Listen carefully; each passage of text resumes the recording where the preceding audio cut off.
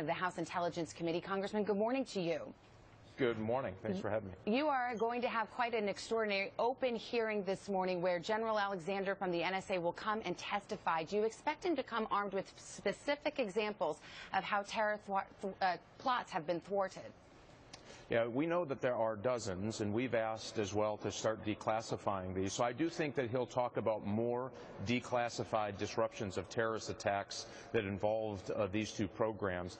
And the reason it's taking time is because we're painstakingly, they need to make sure that no source, no method is disclosed. We don't want to make this thing more damaging than it has already become to trying to catch terrorists trying to commit plots of terror in the United States. Congressman, as a defender of these programs and somebody asking the American people to trust that the government can properly handle this information, not misuse it, not let it be improperly accessed, how is it that a relatively low-level employee like Edward Snowden had access to this information and was able to do such damage?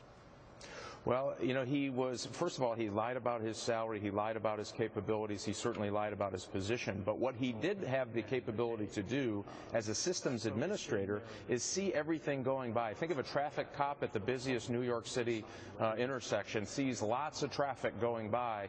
Well, every once in a while he was able to look in and see it and grab a hold of it. And that's exactly what he did. So if it's a 1,000-piece puzzle, he may took three pieces of it and decided on his own that he knew that this was bad for the country and had no idea about the level of oversight, the number of times people have to check and recheck the work on these particular programs. And he believed wrongly, and of course according to his internet chat, that the NSA could listen to Americans' phone calls. They cannot. Or that they can read Americans' emails. They cannot. And so the damage that he's caused by this is getting Americans worked up about it, number one, and as they should be if those two things were true. They're not.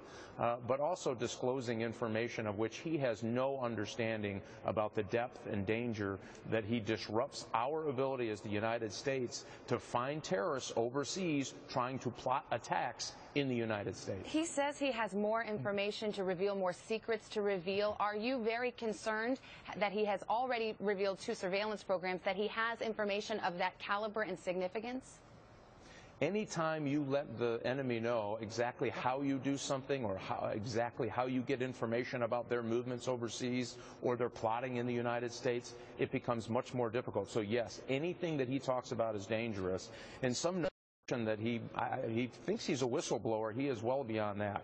So he made plans and preparations for months to go to China. That's a little bit concerning to us. We don't understand why he would do that if he didn't want, if he wanted to go seek asylum in Iceland. None of his story quite makes sense, and we're a little nervous that some of the things he was trying to do exceeded his capability. So we're curious, how did he get that capability? Was somebody helping him trying to download this? And it would be very, very concerning if he just decided to disclose things, again, of which he would have no understanding how they work, how they're overseen, how that information is protected. Well, Congressman Mike Rogers will be watching the hearing later today. Thank you for your time, sir. Hey, thanks for having me. And now here's Matt. All right, Savannah.